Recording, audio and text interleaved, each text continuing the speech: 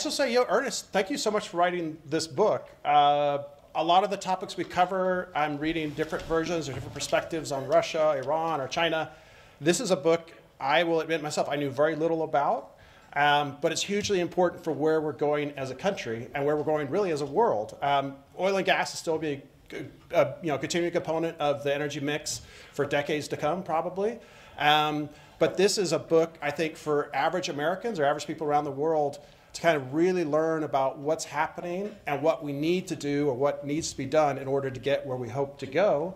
But maybe before we get to that, can you talk about your own kind of transition? You've been in the energy industry for many years as a journalist. You started covering, if you want to call it the shale revolution, the fracking revolution, which amazingly made the United States become the world's #1 oil and gas producer. Why is it that you got interested in the second potential massive change in energy, and what do you hope people will get from this book? Sure. Well, it's great to be with you today, and thank you to the council and everyone here. It's just really a privilege and an honor to share the war below with you. I guess just by way of answering your question, just a quick story. So I joined Reuters, it's actually 15 years ago this month, at our offices in Times Square. This was 2009.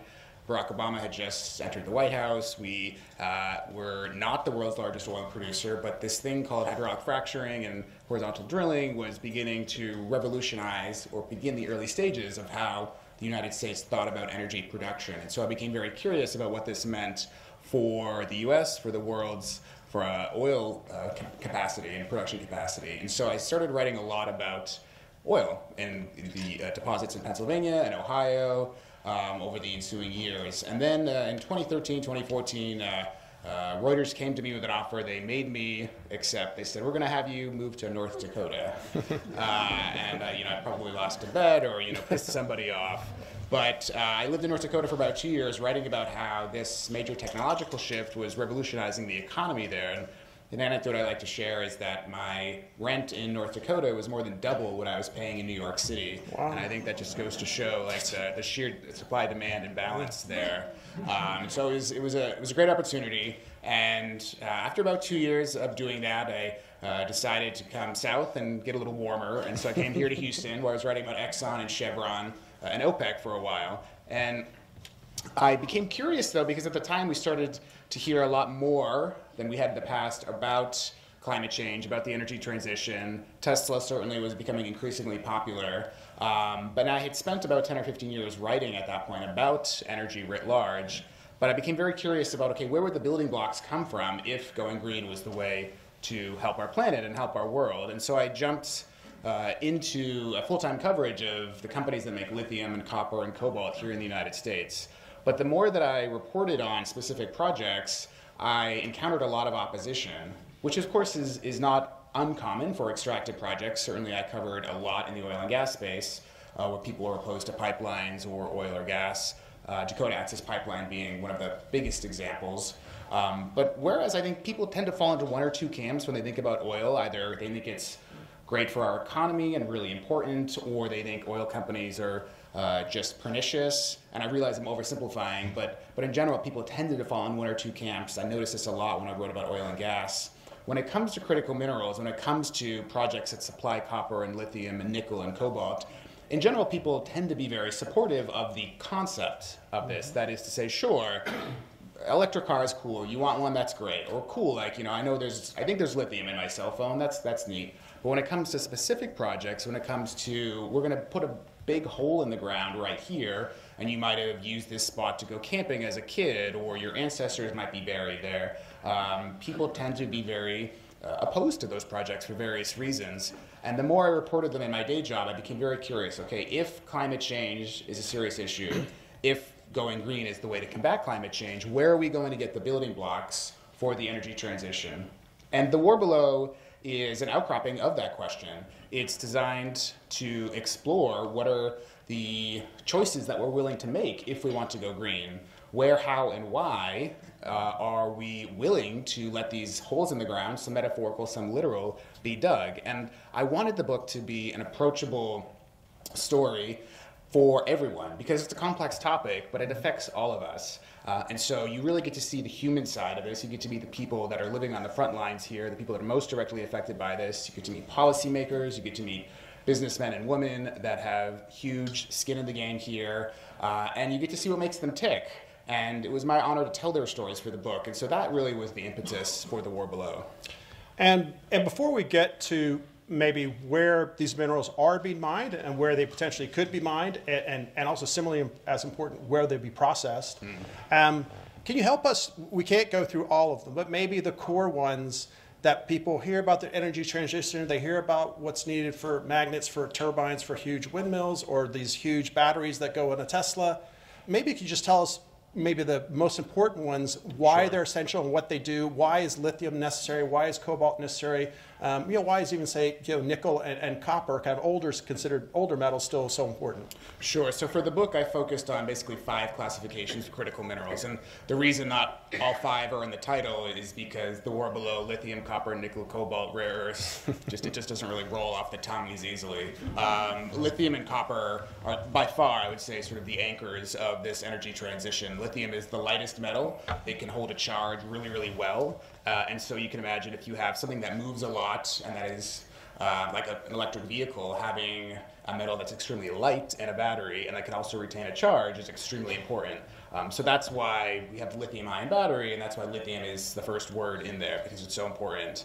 Copper is used all across the global economy. I mean, the cell phones in your pockets right now, I mean, the wiring connecting these microphones, I mean, connecting the lights in the ceiling. Copper is pretty much everywhere, and it's been used widely for more than a century. And in fact, for pretty much most of human history, I mean, copper was discovered before gold, and that goes to show you, I think, just sort of how widely used it has been. Nickel and cobalt have various uses, but in an electric vehicle battery, nickel can help extend a range. So when we talk about range anxiety for an electric vehicle, nickel helps extend a range. You might have also seen videos of Tesla spontaneously exploding, or just any lithium-ion battery, and that's due to a factor known as thermal runaway that cobalt can help lessen or abrogate. And then the 5th category that I looked at was rare earths, and this is a classification of about 17 minor metals on the periodic table of elements, and they're not as rare as their name implies. What's rare is to find them in large quantities, but they are sort of like the analogy I gave in the book is they're sort of the pepper on the steak. They can really help enhance a product, and so think about your phone's vibrating capability. The thing that makes your phone vibrate is a magnet made from rare earths. And there are no known substitutes. They're also used in more militaristic applications like F-13 fighter jets, submarines, et cetera, et cetera. The Pentagon uses a lot of them, so you can understand why the U.S. military is very focused on who controls them. And we're going to get to this, but it's China, essentially, right now. So those are the broad classifications that I explore in the book. Not to say that there are not others, but I really wanted to bring those 5 to the reader and to help sort of spark this thought pattern around choice. And the U.S. is not currently a leader in either the mining or the processing of many of these key minerals. Yes, that's correct. But it's not that we haven't been. Could you talk about, especially when we look at these essential rare earth minerals that are vital for GPS systems, advanced aircraft, drone systems, everything the U.S. military would need. These are minerals that the U.S. has mined since even before World War II, huge amounts after World War II. You note in the book, by the 1980s, the United States still produced 70% of the world's global, the production of rare earth minerals. How did that all slip away so relatively quickly? Sure. As you were saying, I mean, the U.S. basically invented the modern rare earths industry in the years after World War II, thanks largely to a mine in California known as the Mountain Pass Mine. And this is a massive deposit just over the border from Las Vegas. And it grew over the ensuing years to, as I say, be one of the largest sources in the world. If you remember the 1950s and 60s when the color red started to appear in televisions, I mean, that was due to a rare earth known as europium, and likely that europium came from that mine in California. The United States had this prowess that it just, for lack of a better term, it wasn't as sexy to study the industry as it once was. And so you started to see universities pay less attention to rare earths research in the 70s and 80s. You started to see less willingness from Washington to fund research into the space. And at the same time, what you did see is that Beijing realized that within its own borders, it had large rare earth deposits, and that could be used as an economic weapon or as a way to really enhance its own economy. And so I make the argument in the book pretty strongly that the reason China's economy is the second largest in the world right now is because it realized this pretty early on. And from the 80s to the 90s and into the 2000s, it not only invested heavily in rare earths mining and processing, but also importantly in education. At the same time, a lot of mining engineering programs in the United States started to close or shrink. As we sit here today, there's only about 12 or 13 mining engineering programs that are accredited in the United States. There are hundreds in mainland China, and they're churning out thousands of graduates each year that are studying top-notch parts of the mining ecosphere, including rare earths. And the gentleman that really helped start China's rare earths industry or get it propped up got his PhD at Columbia University in New York. So there's a lot of interesting anecdotes to be drawn here about how the U.S. basically let this industry wither on the vine, whereas China really picked it up in the 80s and 90s. And I quote a Chinese leader in the book that talks about China, the Middle East having oil, China having rare earths. So drawing that parallel there, I think in a very prescient way. And so in the book, I explore the history of the Mountain Pass mine and how it basically went into bankruptcy during this period that the U.S. paid less attention to rare earths. It just wasn't an industry that was considered important anymore. In fact, at one point, GM, which owned a division that made rare earth magnets, sold it off because at the time, rare earth magnets were primarily used to make the motor that moves your seat back and forth. So in the 80s, it just, okay, cool, like we don't need to have this in our big conglomerate, we'll just sell it off. And they sold it, guess what, to a Chinese company. And so all that know-how ended up in mainland China. Now, fast forward, rare earth magnets are extremely important for electric vehicles. The thing that makes a EV move is a rare earth magnet, which is basically turn power into motion. Hence the thing that vibrates in your pocket when you get a call and your phone is on vibrate. And so the industry, especially GM, realized, oh, we shouldn't have sold that company, and so now it's trying to play catch up. But this is the reality that the U.S. EV industry and sort of the critical minerals industry broadly finds itself today. And can we talk about, a lot of these people in this room may have a background or a connection to the oil and gas industry.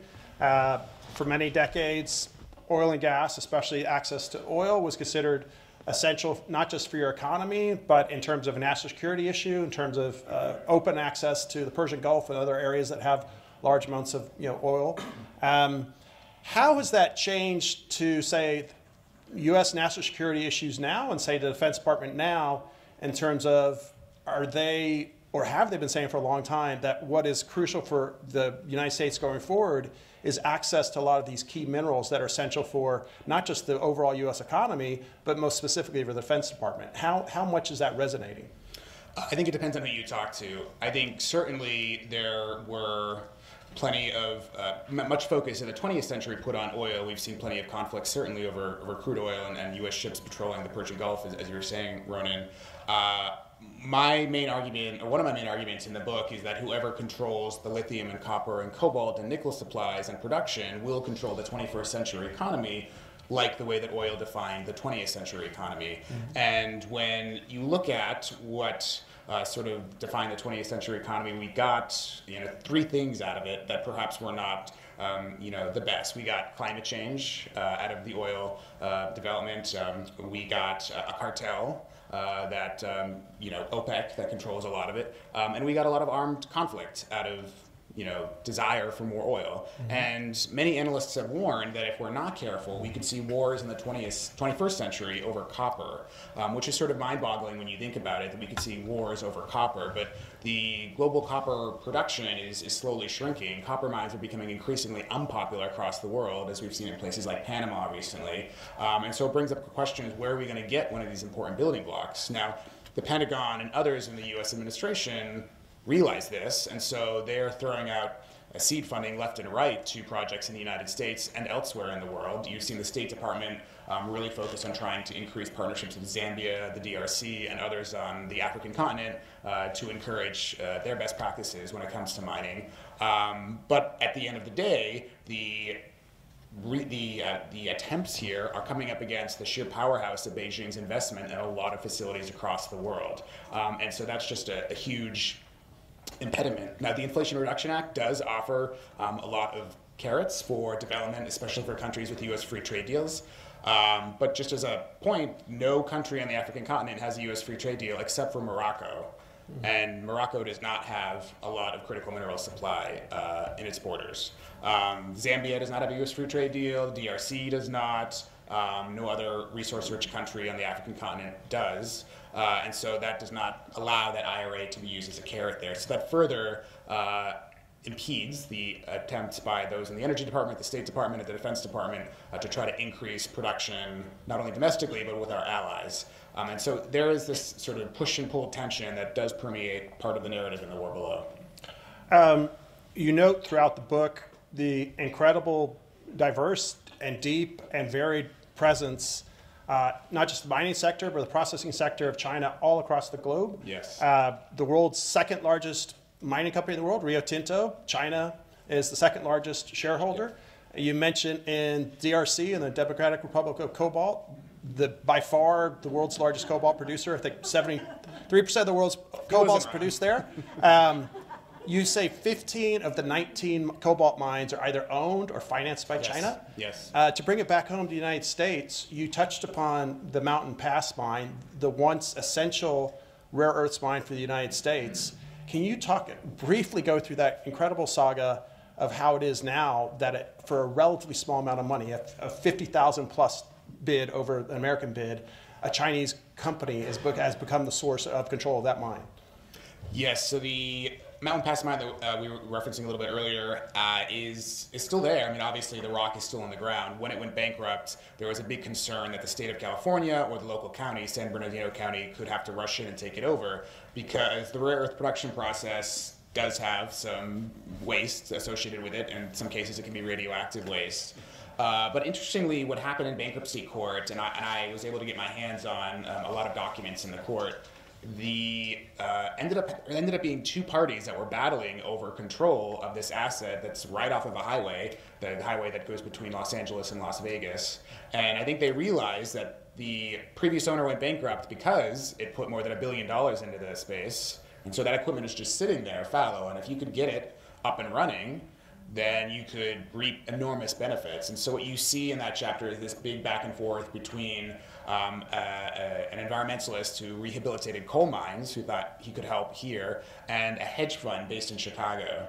And I won't spoil it for you. I'll let you see where it goes. But in essence, one of the parties wins out and takes the mine public on the New York Stock Exchange and reaps enormous benefits due to this huge interest in developing a domestic source of rare earths. Now, we were talking earlier about the know-how in the space. China had cornered the market on the know-how for extraction and processing, and so one of the ironies is that this project, while designed by its new owners to help revive the U.S. rare earths industry, couldn't have reopened without Chinese help, which they were begrudgingly open about and sort of saying, this is what we need in order to restart the site.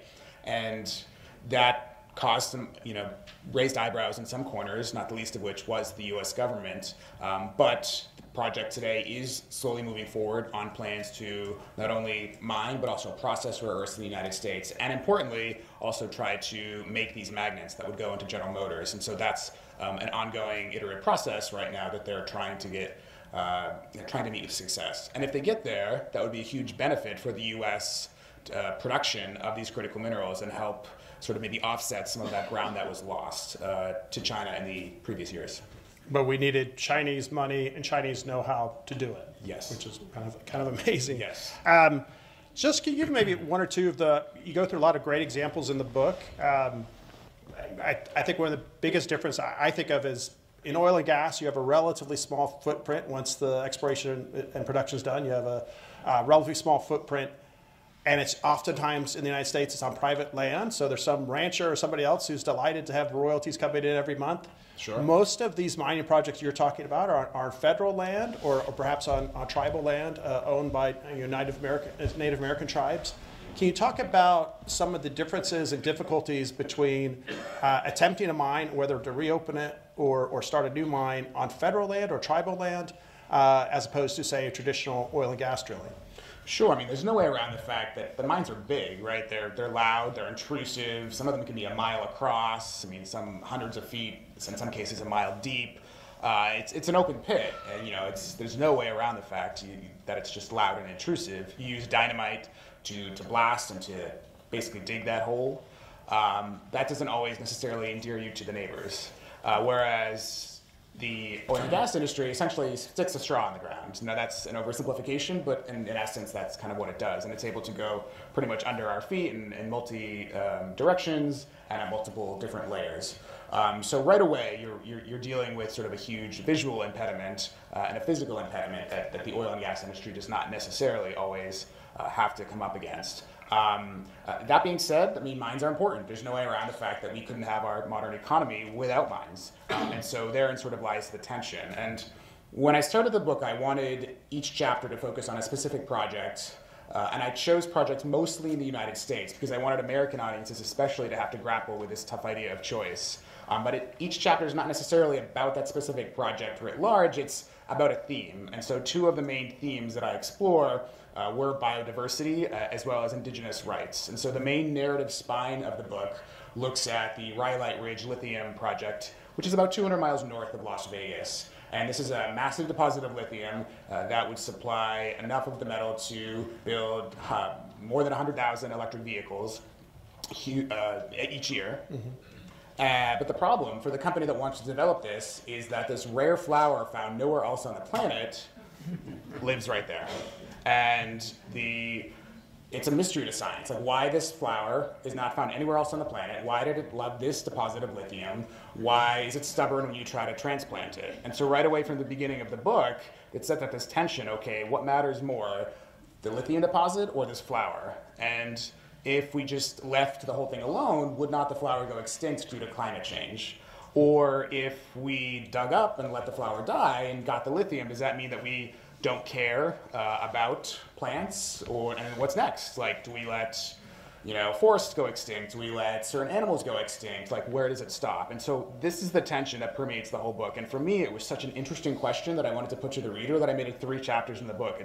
It takes up the hugest portion of the narrative there because it's a sticky question, right? I mean, there's no easy answer to this. What matters more? And so you get to meet the person that would like to develop this lithium deposit. He's the chairman of a company known as Ioneer, right from the beginning. You get to see what makes him tick. You also get to meet this conservationist who is staunchly opposed to him, and you get to understand what makes him tick and where he comes from. And I wanted to humanize both individuals because I wanted to put them to the reader and say, okay, hey, here are the people, here's them from a 360-degree angle.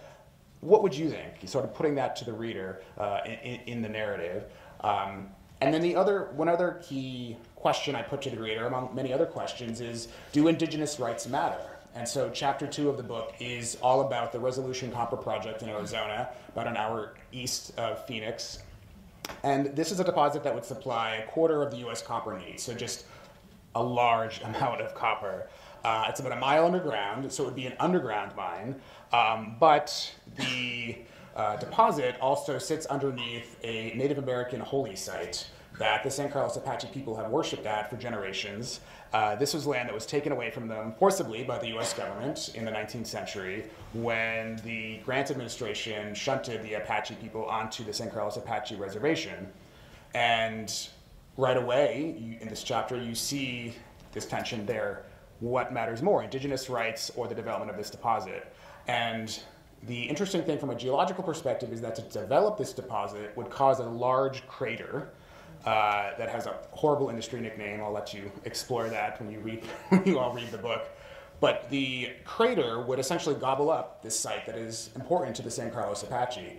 So what matters more, the copper in order to help us go green, or this Native American religious site? And if we say it's okay to destroy this, well, what about St. Peter's Basilica or what about a mosque? Or what about, a synagogue or any other religiously important place? And what about also the mistreatment of Native Americans by the US government? There's no easy answers here either.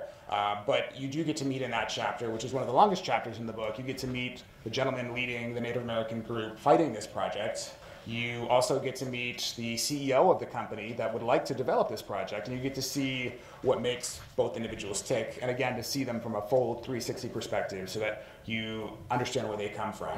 And I saw, and each chapter the stories of each company in each chapter will have a resolution, lowercase r, at some point.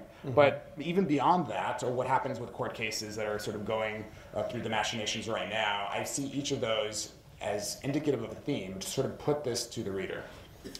And looking at all of these minerals, maybe lithium in particular, because of the huge amounts that'll be needed.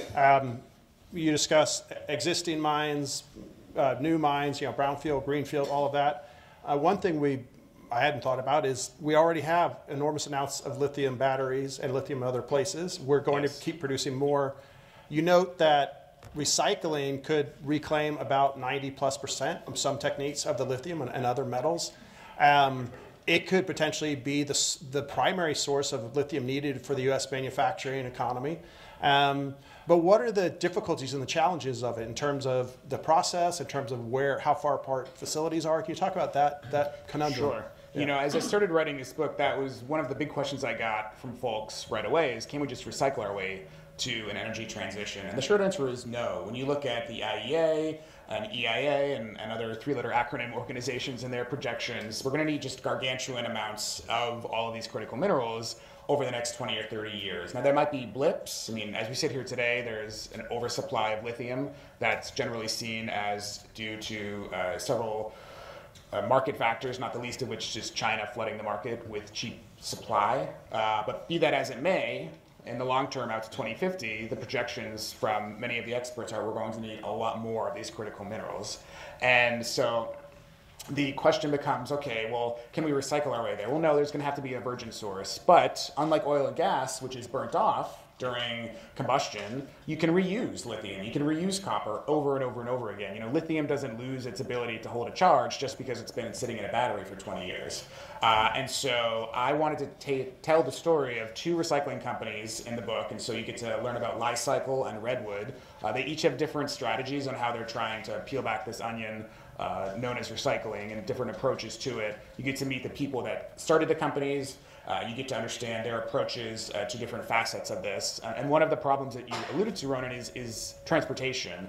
Batteries, by definition, hold a charge. Charge is power. And, when you have like 100 empty old cell phones sitting in a giant bin, one of them could explode. And then just imagine a chain reaction.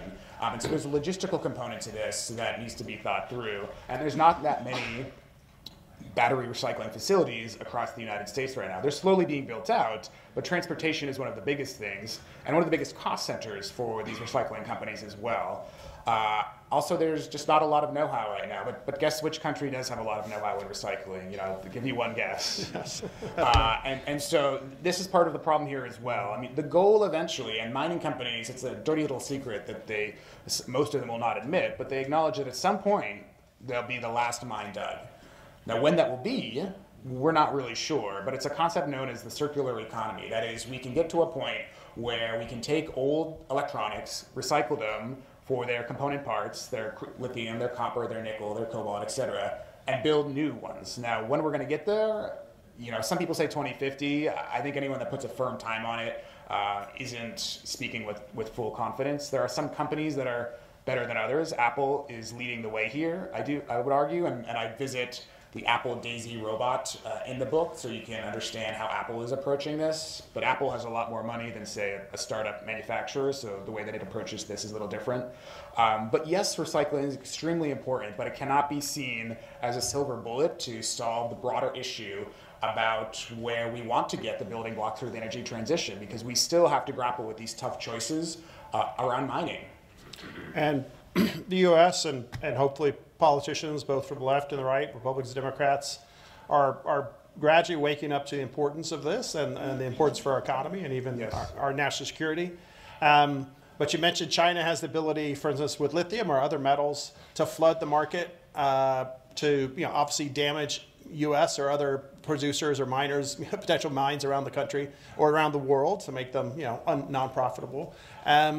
Beyond just that ability, how difficult is it for the U.S. or say other countries to compete against China when China, those ESG issues, the ideas of labor rights, or not just pay, but environmental rights, environmental social government issues are obviously not as vital or as important to China. How do you compete against that? Yeah, that's the $1 trillion question. And if anyone has the right or the concrete answers, see me after.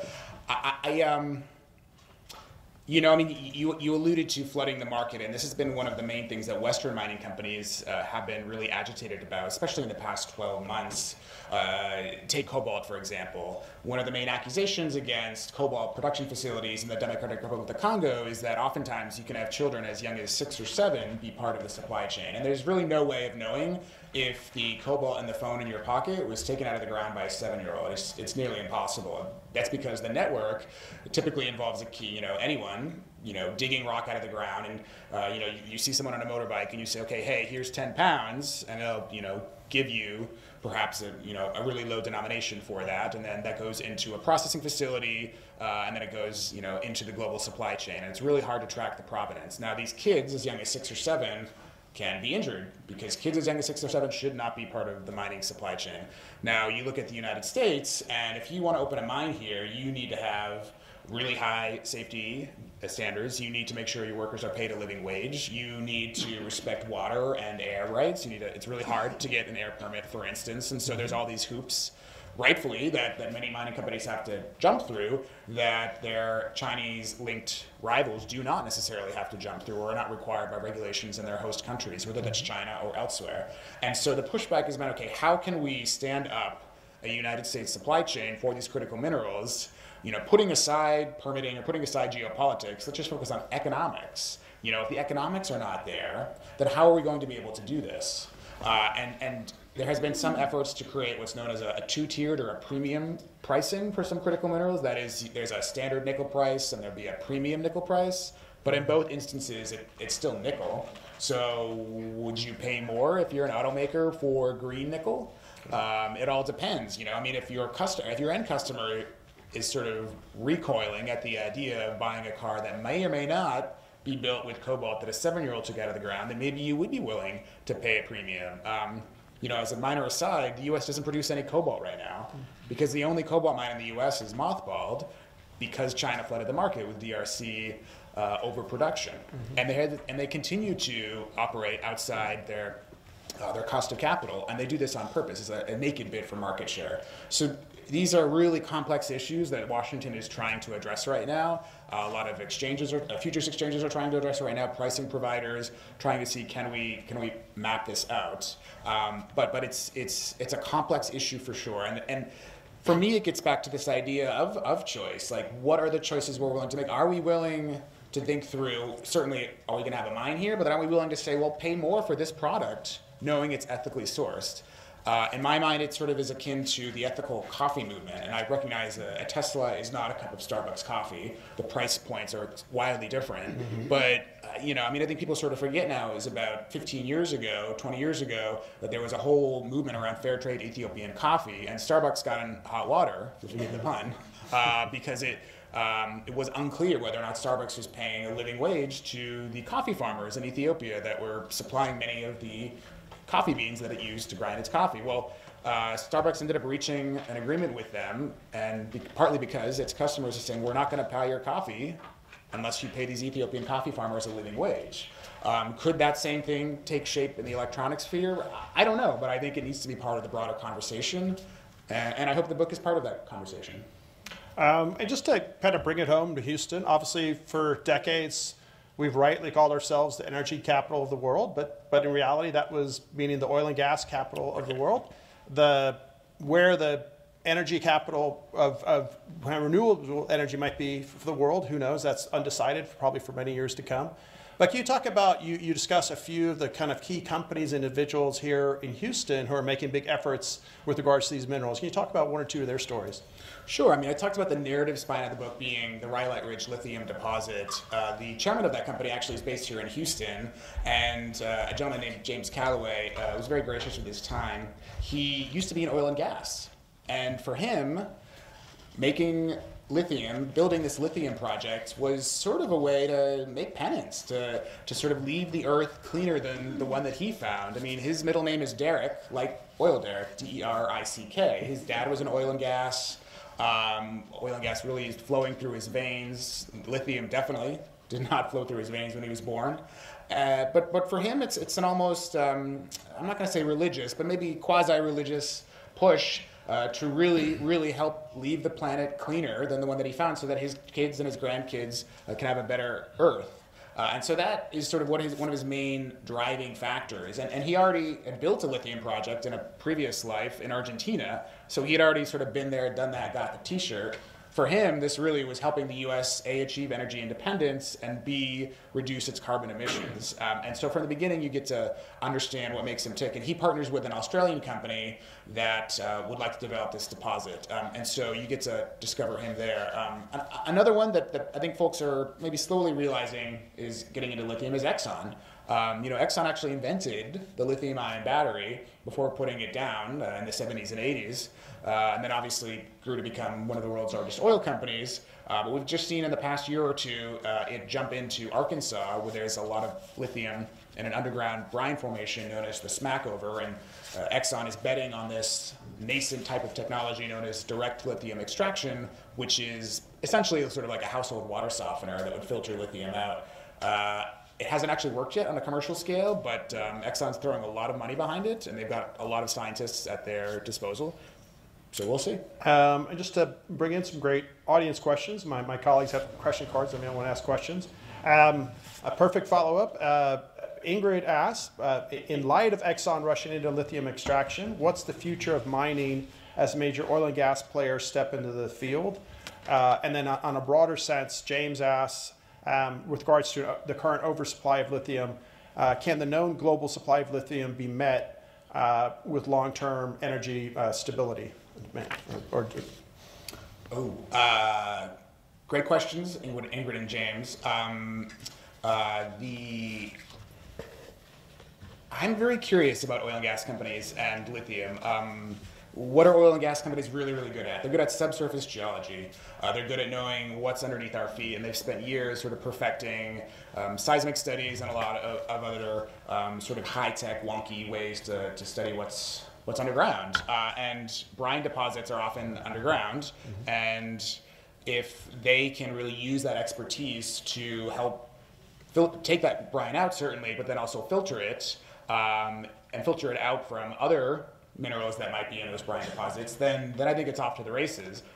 Lithium is a very social creature, though. It doesn't like being alone, so it likes hanging out with magnesium and calcium and other minerals that are in these brine deposits, so it can be very hard to separate it.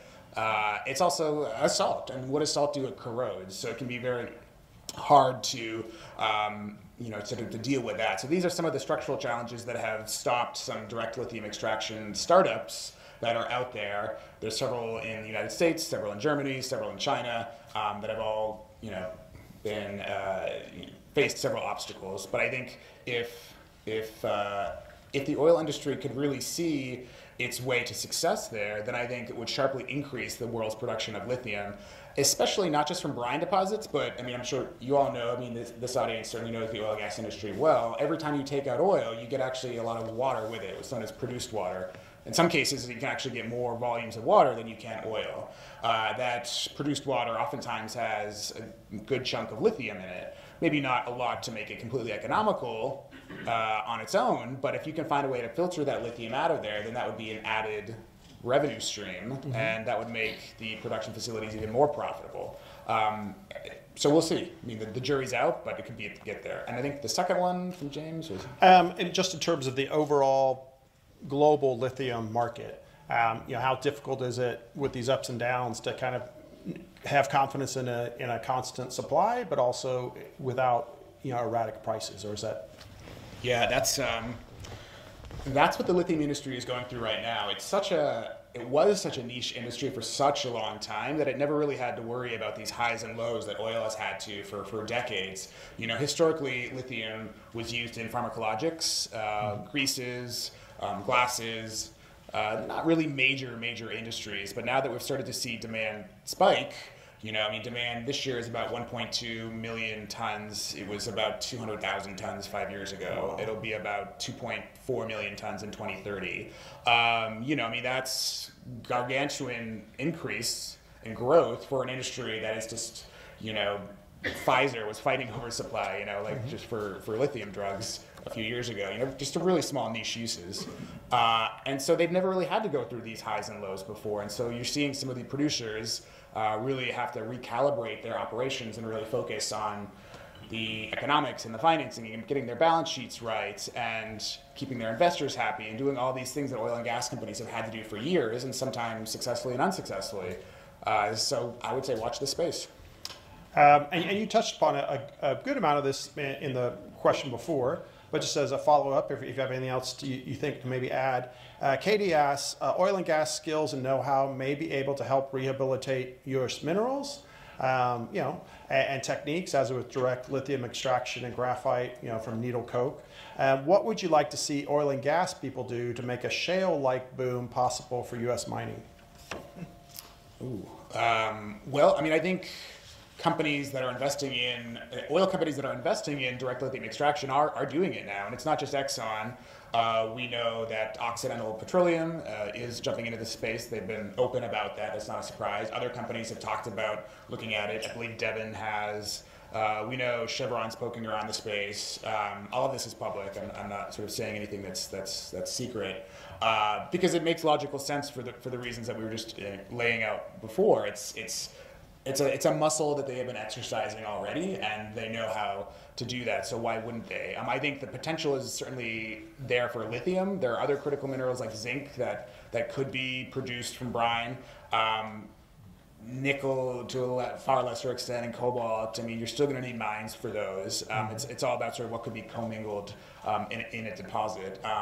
There are other countries, I should say, obviously, that are not going to just sit idly by while the U.S. Does this. Bolivia is very eager to tap its deposit of lithium, which is the largest resource in the world. Those in oil and gas, you know, resource versus reserve. Bolivia has the Salar de Uyuni, which I visit for one of the chapters in the book with a company that would like to use direct lithium extraction and also trying to beat the U.S. at its own game. So there's a bit of geopolitical tension there. Tyler asked, you know, a good question. You discussed the DRC, you know, Congo earlier. You state that whoever controls cobalt and copper mines controls the 21st century economy. So what is the morality of the U.S., or I suppose U.S. companies, trying to control African mines that traditionally have used slave-like or child labor? Well, I might turn that question on its head. One of the chapters in the book talks about Freeport-McMoRan, and largest U.S. copper company, one of the largest copper companies in the world, holds itself out as having very high ESG standards, pays people a living wage, owns the world's second largest copper mine, which is Grasberg in Indonesia. For a time, it actually owned Tenke Fumagente, which is this giant cobalt facility in the DRC. Due to many bad investments, especially in the early days of the shale boom, Freeport decided that it was big in copper and it also wanted to be big in oil. So it bought a lot of oil and gas assets. And when oil prices crashed in the early 2000s, it sort of found itself staring at a hole in its balance sheet. And so this deposit, Tenke in the DRC, that it had developed, it had worked really well with the local population. It had made sure its workers were, as I said, paid a living wage, that they had standard and equitable housing, that there was medical facilities there. It suddenly realized that this was a really high-value asset globally. It had to sell the asset. And guess who bought it? I'll give you one guess again. Yes. And a lot of these concerns about artisanal mining, that's the euphemism that they use when it talks about child mining, they started to crop up. And the accusations by the Chinese owners of these facilities is that they don't care for the people, that they don't have high safety standards, that they don't care about ESG, that they don't care about water, that they don't care about air. And would that be the same if Freeport still owned the facility? I think that's a question worth thinking through. Okay, just for the sake of time, if you're able to do them very quickly, I'll put two together and then one. Someone asked a good question to conclude it. Dave asks, do you have a view on polymetallic modules, more nickel and cobalt than all terrestrial deposits combined? And Dita asks, can the U.S. mine lithium or other rare earth minerals from space? And maybe related to that, what's the outlook for, say, deep sea mining for some of these minerals? Yeah, I'll take space first. It's not as Captain Kirk as it sounds. There actually are several startup companies that are trying to mine asteroids. Fascinating. Look it up. It's really, really neat. The war above, coming 2026. So be ready for that. Deep sea mining, a hugely contentious issue. The United Nations Law of the Sea created this organization that's based in Kingston, Jamaica, and that has been debating the standards for it. The U.S. is not a signatory of the Law of the Sea, so it does not have a seat at the table there. But there's this giant zone sort of off the coast of Mexico and South America known as the Clarion-Clipperton Zone that contains a lot of these potato-sized nodules that science doesn't really understand how they got there. They're about a mile and a half under the surface. But they're really rich in manganese and nickel and other critical minerals. And if you can throw them into a refinery, you could get these metals out. And bada boom, bada bing. You're not digging a hole in the ground. You're not tearing up an ancestral burial ground. You're not disturbing a rare flower found nowhere else on the planet. And so it seems like a win-win. But the tension point, especially with some environmental groups, is that, well, we don't really understand what these nodules do to the seafloor. What's the benefit that they bring? How do they really develop? If they're gone, what does that mean? And the company is saying, well, there's several companies that would like to develop this. One in particular is saying, well, we have to get this stuff from somewhere, so why don't we get it from here? So therein lies the tension. So I would put the question back on the questioner, and what would you do? Yeah, okay. A good way, I think, to include it, someone didn't put their name, that's fine, but it's a good way to kind of look forward what might happen the next few months, a few years. In light of the upcoming U.S. election, how do you foresee changes in federal policies under a Harris or a Trump administration affecting the mining of critical minerals like lithium? What shifts might occur? Save the easiest The easy last. question. Yes. Well, I think when we look at both candidates, we have the benefit of their time in office. Vice President Harris cast the tie-breaking vote for the Inflation Reduction Act when it was in Congress. I think people forget now, but it was hugely controversial. And so she obviously supports that piece of legislation that the Biden-Harris administration has been implementing. And I think people forget that it wasn't a climate piece of legislation, it was a national security piece of legislation, and that's how Senator Manchin wrote it. And so he really had it come together in the months after Russia invaded Ukraine. So I think we have to look at it from that lens. But Vice President Harris's views clearly are well documented on this. And I think President Trump has taken several steps on extractive projects in the country, several of which I chronicle in the book, that he's been supportive of them, but not all. There's some that he actually put on ice, much to the surprise of industry. So I think he comes at this more as a China hawk. He's been very obviously open about that, and I think the thing to see is how that would sort of take shape in a second Trump administration or a Harris administration. I mean, I think we sort of have a rough idea of what both of them think about it. Selfishly, I wish it'd be a bigger issue in the campaign. So, if anyone in here knows Vice President Harris or President Trump directly, tell them to talk about critical minerals. And just before we wrap it up, I just want to let you all know again of a few of our upcoming events. August 8th, so in a little over a week, we're hosting Congressman, a former SEAL, Luttrell. Going to have an interesting discussion with him. I also think it's interesting in terms of U.S. foreign policy to hear it directly from the people who are on the ground fighting and had to, whether love it or hate a policy decision, they're the ones who have to be at the tip of that spear. But also, while he was a SEAL, he was actually in a helicopter, a deadly helicopter crash, suffered a severe traumatic brain injury. Since he got out of the military, he's dedicated a lot of his own learning. He did a second degree, a graduate degree related to brain science, and it's one of his big issues he's focusing on in Congress. So it'll be interesting to discuss where things are going in terms of brain research, in terms of American support for that with him. September 4th, I'm delighted to host, we're going to host the former Deputy Secretary of State, so that's the #2 in the State Department, John Sullivan. He was under President Trump. He was Trump's ambassador to Russia for the last 2 years, and he was Biden's ambassador to Russia for his first 2 years. So he was the one who was in Moscow when Putin invaded Ukraine. Obviously, an enormous headache to take on. A great historian and journalist and current op-ed editor for the Washington Post, you all might like, Max Boot. He has written an excellent and a highly anticipated biography of Ronald Reagan that we'll host him on September 10th. October 9th, don't need much introduction, but we will host former Speaker or Speaker Emirata Nancy Pelosi on September 9th. And then for another great perspective of American foreign policy at our annual Jones Award, October 24th, we're hosting the 24th U.S. National Security Advisor. He was President Trump's second National Security Advisor, General H.R. McMaster. So lastly, I just want to say, and I say it to people not just if Ernest was here, I highly recommend to people look at Reuters, look at the AP. If you want kind of more balanced, middle-of-the-road journalism and just tell me what's happening, tell me what the facts are without opinions from the left or the right or whatever, I highly recommend Reuters. You do great work.